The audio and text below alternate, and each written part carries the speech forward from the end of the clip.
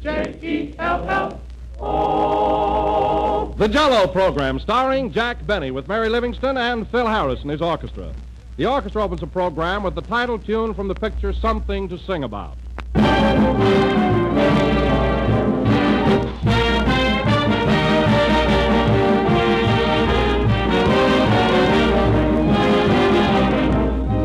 Back in the year 1904, Mr. H.W. Kircher of Kankakee, Illinois, happened to be visiting in Buffalo.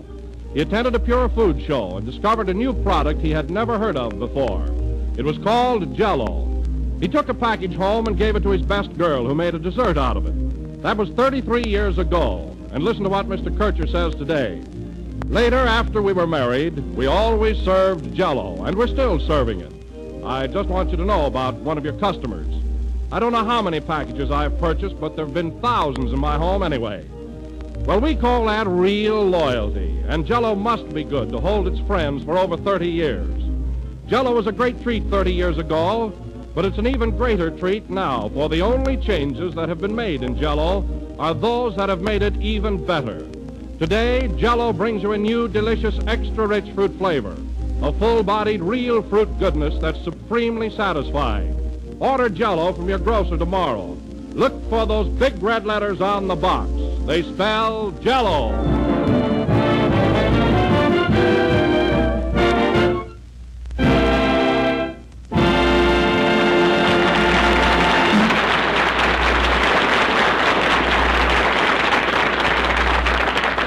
That was Something to Sing About, played by Phil Harris and his orchestra. And now, ladies and gentlemen, we bring you that favorite of men, women, and children, especially men and children, Jack Benny. Thank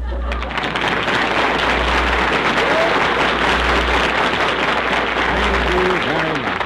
Yes, sir. Hello again. This is Jack Benny talking. And, Don, that was an awfully nice introduction, up to the word especially. You know, I don't do so bad with the ladies either.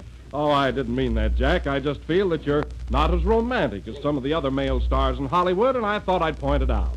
Well, it's not nice to point. But let's forget that, Don. I've got something to tell you that's much more important, a real surprise. Oh, yes? What is it? Well, for a long time, I've been intending to make a certain move. It's been on my mind for weeks, and yesterday I did it. I'm like a kid with a new toy. Why? What did you do? Well, I finally traded in my car. You know, my car. You know, the one I've been driving around all the time. The Stanley steamer? Yep, the old Stanley. Yep. Well, it's about time you got rid of it. Now, wait a minute, Don. I know I've had it for a long while, but that car was in very good condition, and I've never had one bit of trouble with it. Well, then why did you trade it in? Well, I'll tell you, Don. I thought it was a little bit too old-fashioned for a young fella like me.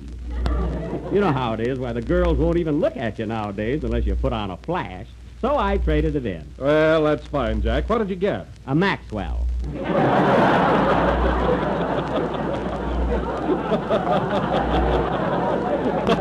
Oh, it's a honey. A Maxwell?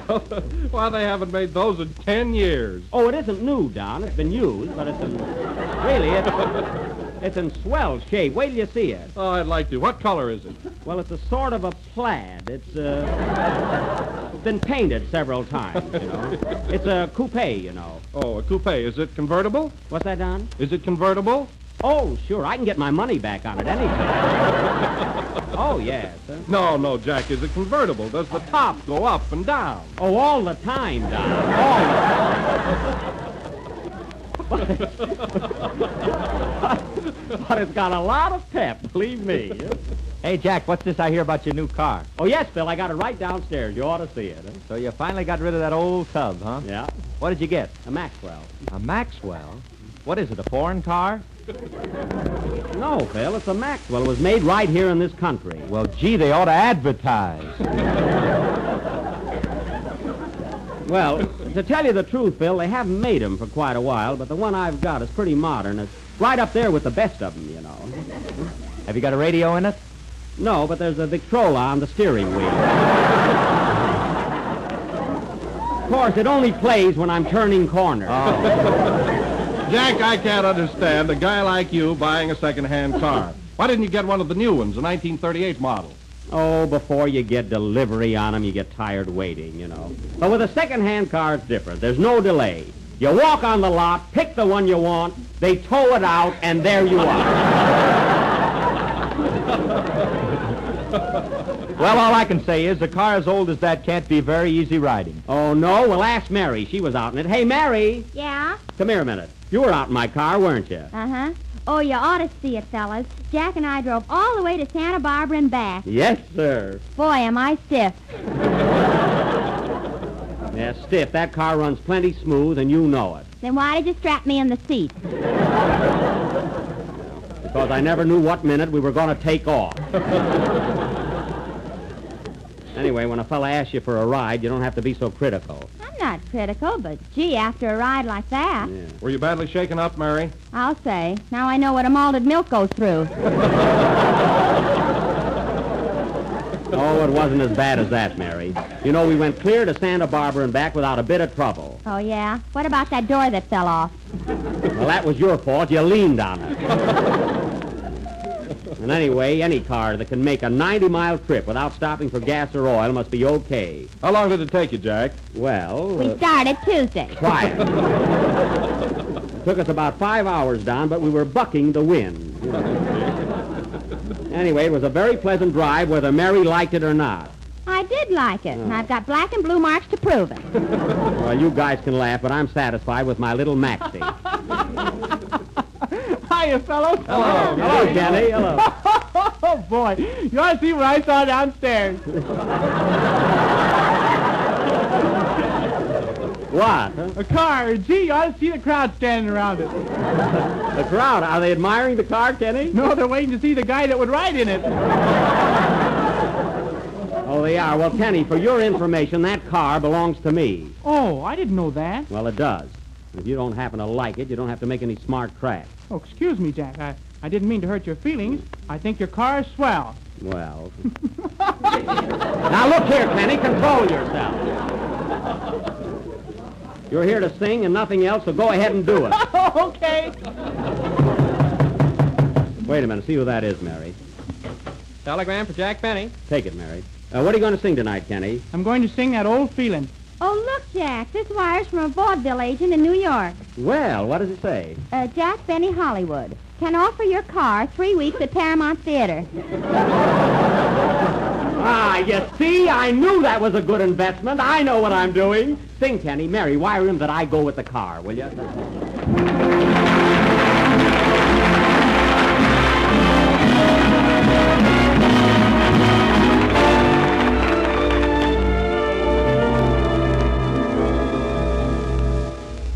I saw you last night and got that old feeling. When you came in sight, I got that old feeling. The moment that you danced by, I felt a thrill. And when you caught my eye, my heart stood still. Once again, I seem to feel that old yearning, and I knew the spark of love was still burning. There'll be no new romance for me. It's foolish to start, for that old feeling is still in my heart. Last night I started out happily. Last night my heart was so gay. Then suddenly something had happened to me, and I found my heart beating oh so fast. I saw you there and got that old feeling. When you came in, I got that old feeling. by, I felt a thrill. And when you caught my eye, my heart stood still. Again I seemed to feel that old yearning. I knew the spark of love was still burning. There'll be no new romance for me. It's foolish to start. For that old feeling, that old feeling is still in my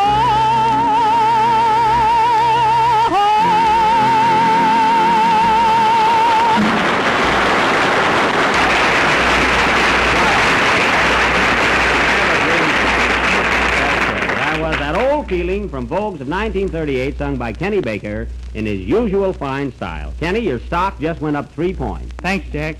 And now, ladies and gentlemen, for our feature attraction tonight, we are going to present something of a more legitimate nature. Something... Kenny, I warned you. Oh, boy, what a car. Now, wait a minute, Kenny. I've stood for just about enough. And that goes for everybody in this company. I don't want to hear another word about my car, and that's final. Now, let's change the subject. Ladies and gentlemen, Jell-O is not only inexpensive and easy to make, but it tastes twice as good as ever before. It comes in 6 delicious flavors: strawberry, raspberry, cherry, orange, lemon, and lime. Thank you, Don. Oh, that's all right, Jack. Yes.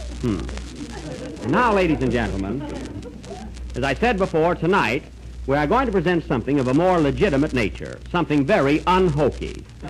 We are offering our version of 20th Century's Fox's recent film success, Wife, Doctor, and Nurse. Please, Mr. Zanuck.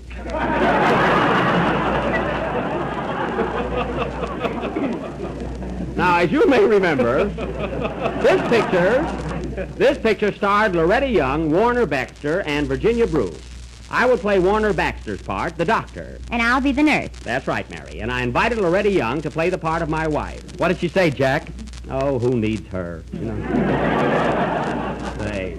Oh, I don't know, Jack. You'd like to have Loretta Young play that part. Now, wait a minute, Phil. Don't be too sure.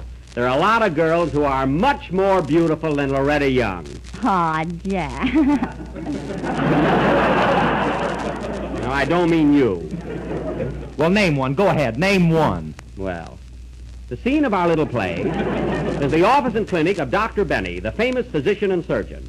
You know, folks, I can hardly wait till I play this part. It's right up my alley. Oh, Kenny. Yes, Jack? Run out and get me a mustache. I want to look like Warner Baxter. Okay. Get him a face, too. Don't worry, I'll look all right. Hurry with that mustache, Kenny. I can't do a thing without it. Huh? Well, Jack, if the part in our play tonight is so important, why didn't you grow a real one? I did, Don. I did grow a mustache, but it looked like an eyebrow, and I kept winking my mouth.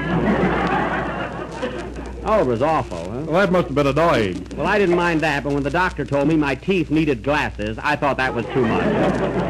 Anyway, this play will go on immediately after the next number. Oh, Phil, play something apropos, will you? You know, something that will put us in a medical mood. Oh, we'll jangle your nerves, all right. Well, you probably will, yeah.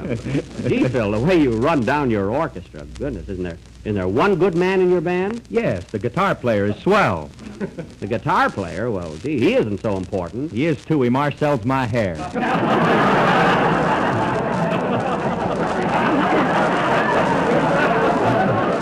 You do?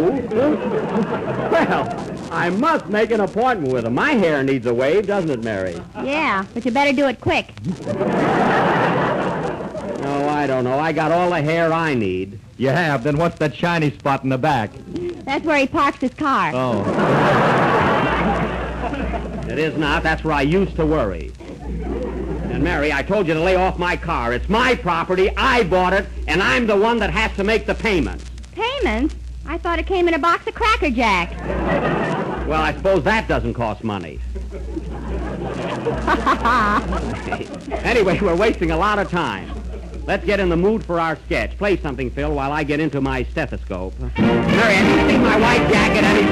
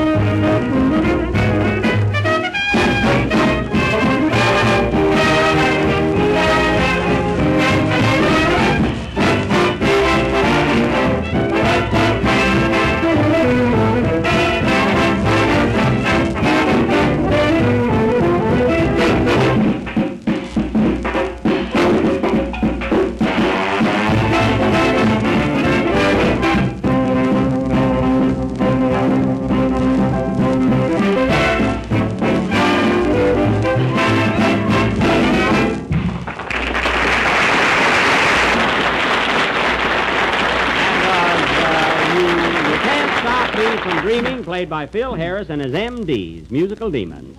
And now for our play, Wife, Doctor, and Nurse. The opening scene... Hey, Jack. Yes, Kenny? Here's the mustache you sent me for. Isn't it nice? Let's see it. Oh, a pretty green one. Kenny, you're the only person in the world that would ever think of buying a green mustache. Ain't it the truth? Certainly is. Imagine putting a green mustache under my nose. If I was your upper lip, I'd walk out. Well, it'll have to do. And now for our play, folks. Wife, Doctor, and Nurse. The opening scene is the office of Dr. Benny, where we find his staff, his nurse, and some assorted patients. Curtain. Music.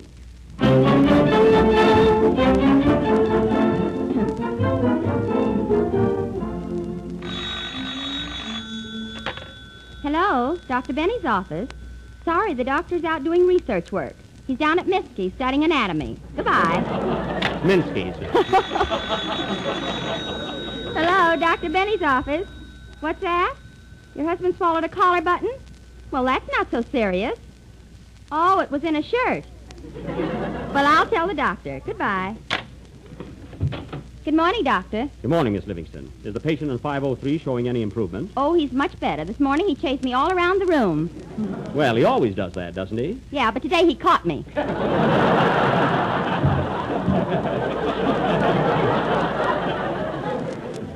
Well, we'll have to discharge him. Say, Doctor, are we operating on Mr. Wilson today? Yes, Doctor, yes. But first we must take another X-ray. What does this chart read, Miss Livingston? Here it is. He has a marked febrile reaction and a high leukocytosis. Mm-hmm. But the polynucleus cells and the lymphocytes show no toxic changes. Oh, that's terrible. Terrible. No, Doctor, that's good. Oh, is it? Well, that's fine. Only 2 guesses, and I got the wrong one. What about Mrs. Smith in 218? Well, Doctor, her scoliosis is impaired, but her opsonic index is below par. What do you think of that? Nothing. You're not going to catch me again. I'll be in my office for the next hour. Call me when we're ready for Mr. Wilson. I'll do that, Doctor. Oh, Dr. Benny. Yes, Dr. Baker. I wish you'd give me something. I got an awful stomach ache. Well, you're a doctor. Why don't you treat yourself? Not me. I charge too much.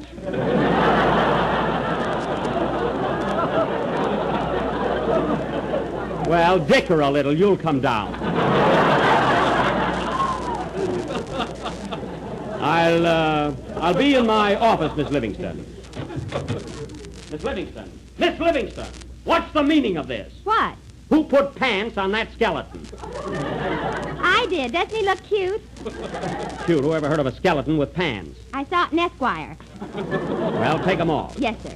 Oh, Doctor, I forgot to tell you your wife is in the reception room. My wife? Show her right in. I can't. That's the part Loretta Young was supposed to play. Well, get somebody else to play it. We've got to go on. Get anybody. Oh, all right.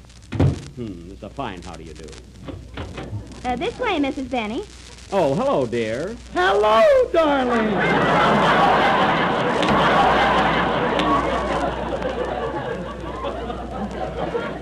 It's a fine substitute. I'm so glad you dropped in, dear. Have you been shopping? Yes, I bought the cutest pink rompers for Junior with little blue pockets. Oh, for Junior. I can hardly wait till he puts them on. If I'm Junior, I'll scream. Get out of here. Well, darling, run along now. I'm very busy. I'll be home early. Oh, you say that every night, and I keep waiting and waiting. But this time I mean it. What are we having for dinner, honey? Oh, chicken pot pie, and I made it with my own little hand. Oh, goody. I'll bet it's lousy. Now, run along, dear. I'm very busy. But first I gotta have some money. I want to buy some lingerie. Lingerie? Well, all right, underwear. All right, here's $25. Now go. Oh, wait a minute. Why don't you introduce me to your friend? What friend? That's a skeleton. Skeleton? Yeah. Well, it was his own fault for coming to you.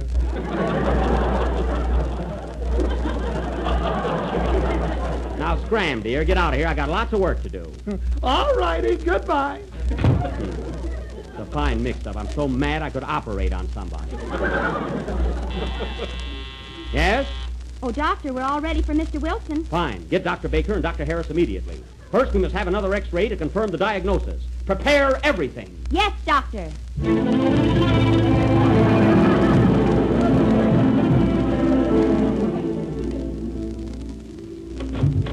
Well, here we are. Everything set? Yes, Doctor. We're all ready, Doctor. Well, Mr. Wilson, are you nervous? No, Doctor, not a bit. Well, I am. Have you had any new symptoms? No, Doctor, I still keep saying strawberry, raspberry, cherry, orange, lemon, and lime. And you still see those big red letters on the box? Oh, all the time, all the time. It's more serious than I thought. Well, we'll have to take another X-ray. Stand over there a little so you're in focus. Is this all right? Fine. Now, ready for the picture. Turn on the machine. Quiet, everybody. Quiet. Quiet. Quiet on the set. Camera. We're turning. Action. Dr. Baker, notice how high the right diaphragm is, and the epiglottis seems to... All right, so I'm not a doctor. Dr. Baker, you notice how high the right diaphragm is, and the epiglottis seems to be a little swollen. Yeah. Yes, sir. Look, Doc, he seems to have hepatic hypertrophy. What's that? Wouldn't you like to know? Yes. Oh, Doc, look, he's got coins in his pocket. Don't grab. I saw him first. Wait, look at that abnormal shadow on the left side. We must remove it at once. That's his heart. Oh, then that wouldn't be cricket. But you notice he has that same That same condition. Right. Rush him to the surgery. What's the matter with me, Doctor? Absolutely. We must operate at once. Oh, Doctor, we're all out of ether. Out of either, what do we do? Squeeze Kenny. That's it. Let's hurry. Last one in the operating room is a rotten egg.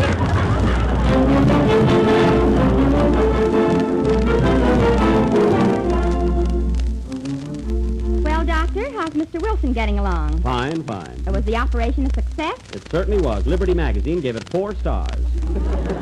Darn it. What are you mad about? That's 2 more than they gave my picture.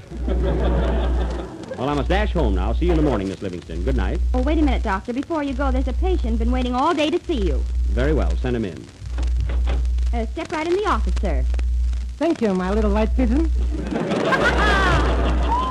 Hello, Doctor. Hello, Schleppo. My, you got a fancy office with snappy furniture. I'll bet you're charging plenty. No. My fees are reasonable. $5 for an office visit and $15 if I come to your house. If you catch me home, I deserve it.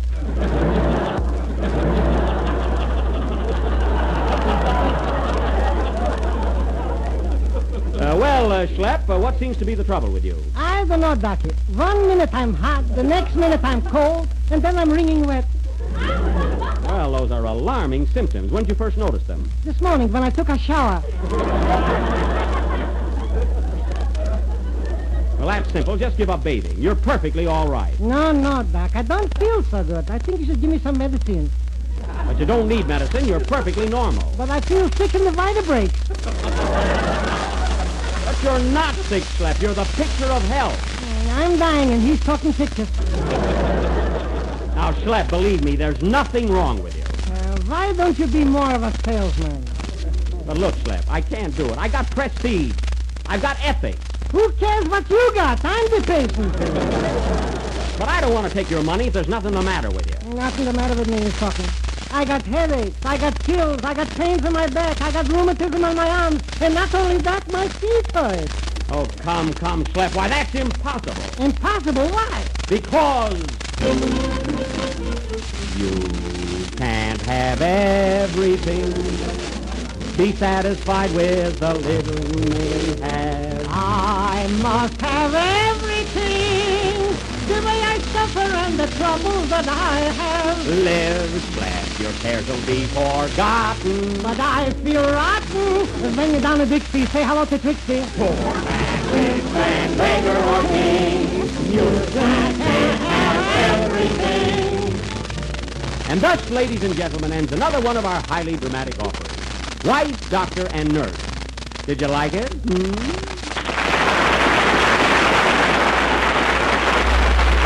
Well, play, Phil.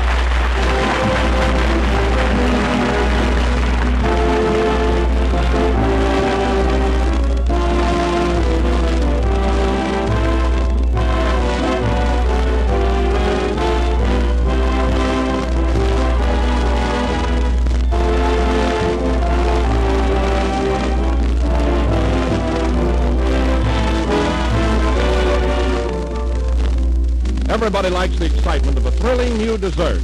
And that's what I'm going to tell you about right now. You'll find swell new recipes on every package of Jell-O. A tempting variety of suggestions for all kinds of desserts and salads that will give you many new ideas for planning your winter meals. Here's one delicious dessert called Macaroon Velvet, made with rich cherry red Jell-O, crushed macaroons, and toasted almonds. It's a grand company dish, but it's inexpensive. Here's another. Fruit Symphony, made with shimmering green lime Jell-O combined with grapefruit, orange, and canned pineapple. A year-round fruit dessert that's lovely to look at and even better to eat. There are lots of other recipe hints on the different Jell-O packages. They're all appetizing and easy, but you must be sure to get genuine Jell-O. For you'll find these recipes only on the Jell-O boxes, and only Jell-O brings you that delicious, extra-rich fruit flavor. All 6 flavors of Jell-O are crammed with luscious, real fruit goodness. Strawberry, raspberry, cherry, orange, lemon, and lime. So get the best. Insist on the one and only genuine Jell-O.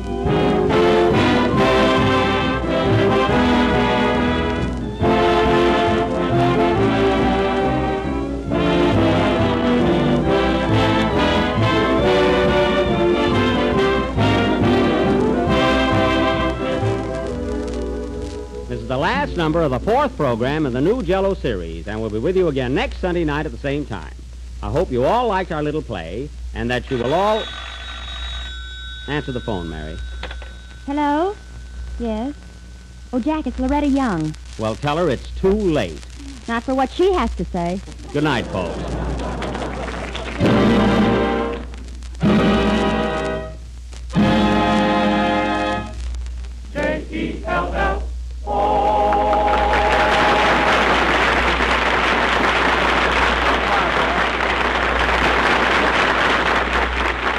This is the National Broadcasting Company.